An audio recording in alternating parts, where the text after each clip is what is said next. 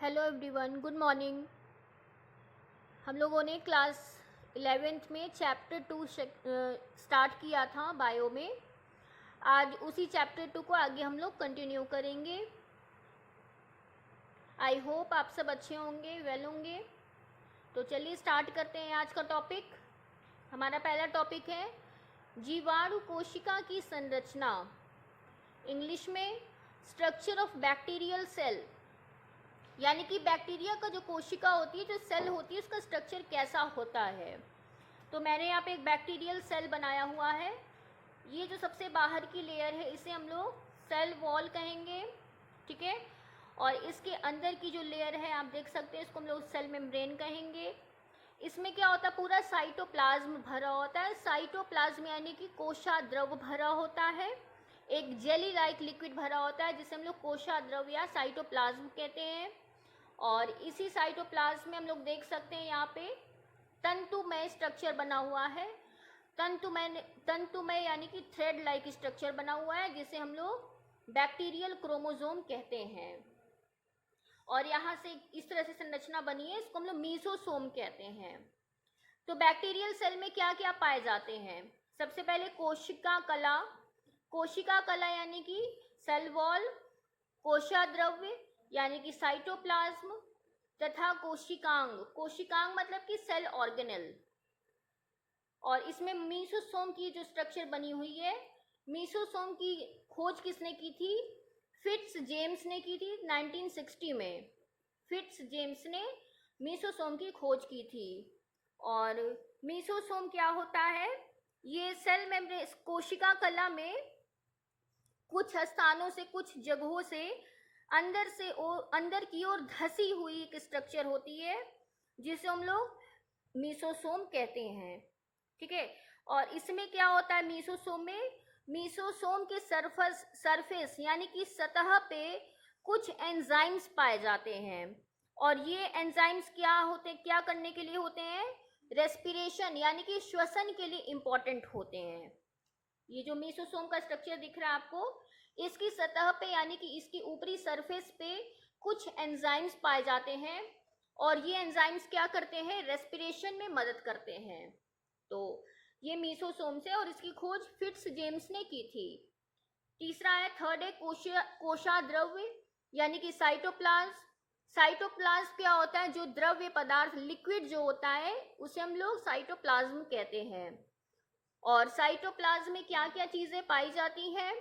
Protein, carbohydrate, nucleic acid, water, खनिज पदार्थ, minerals, ये सभी चीजें एक लिक्विड में प्रेजेंट होती हैं। उस कोलॉइडल सॉल्यूशन को हम लोग कोशाद्रव्य कहते हैं। इसके अलावा प्लाज्मिड पाया जाता है। प्लाज्मिड क्या होता है? देखिए, डीएनए क्रोमोसोम जो होता है वो डबल स्ट्रैंडेड यानी कि द्विबली होता है। लेकिन कुछ जो डीएनए होते हैं वो गोलाकार होते हैं, सर्कुलर डीएनए होते हैं।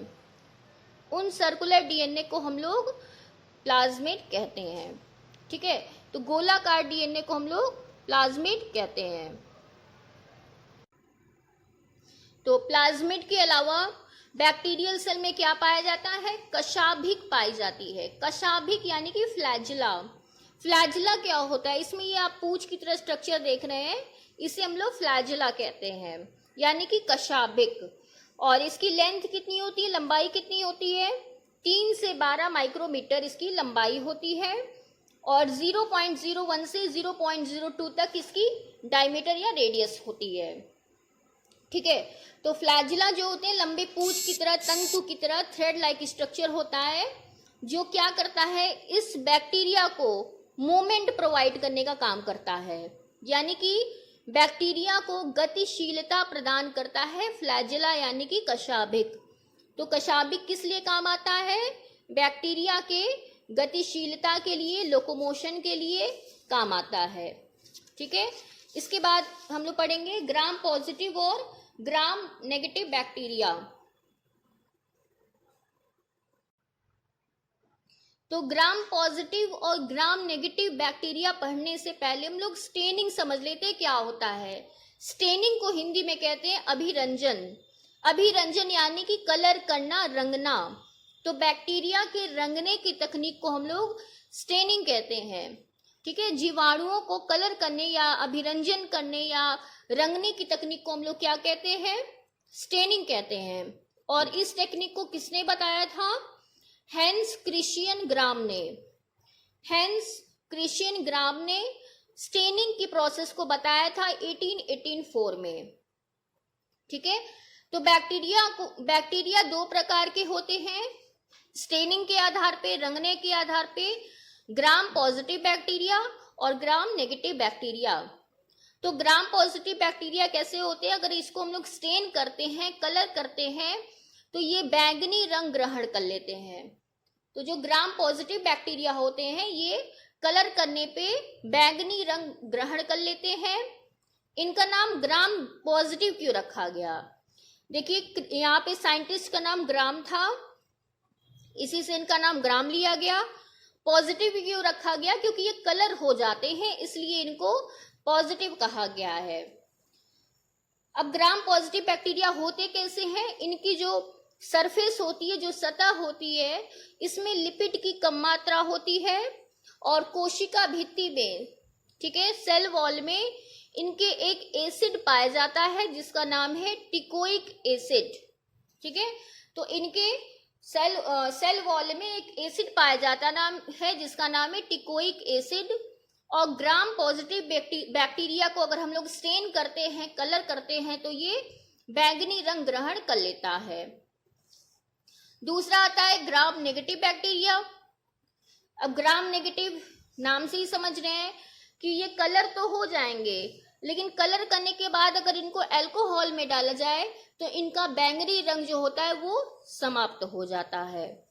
तो ग्राम नेगेटिव बैक्टीरिया की जो कोशिका भित्ति होती है वो पतली होती है और इनकी कोशिका भित्ति में टिकोइक अम्ल नहीं पाया जाता है। देखिए ग्राम पॉजिटिव में हम लोग देख रहे थे कि टिकोइक एसिड पाया जा रहा था, लेकिन ग्राम नेगेटिव बैक्टीरिया में टिकोइक एसिड इसमें नहीं पाया जाएगा। और दूसरा, इसमें लिपिड की कम मात्रा होती है। ठीक है, लिपिड इसमें कम पाया जाता है। और इनको स्टेन करने के बाद यानी कि कलर करने के बाद अगर इनको अल्कोहल में डाल दिया जाए तो इनका जो बैंगनी कलर है, वायलेट कलर है, वो समाप्त हो जाता है। तो इसे कहेंगे ग्राम पॉजिटिव और ग्राम नेगेटिव बैक्टीरिया। अब आप चाहें तो नोट्स बना सकते हैं इसका, 2 कॉलम लेकर के, एक में ग्राम पॉजिटिव और दूसरे में ग्राम नेगेटिव। सबसे पहला डिफरेंस है, ग्राम पॉजिटिव बैक्टीरिया बैंगनी रंग ले लेते हैं यानी कि वॉयलेट कलर ले लेते हैं कलर करने पे। ग्राम नेगेटिव बैक्टीरिया बैंगनी कलर छोड़ देते हैं यानी कि अल्कोहल में डाल दिया जाए तो इनकी बैंगनी रंग समाप्त हो जाती है।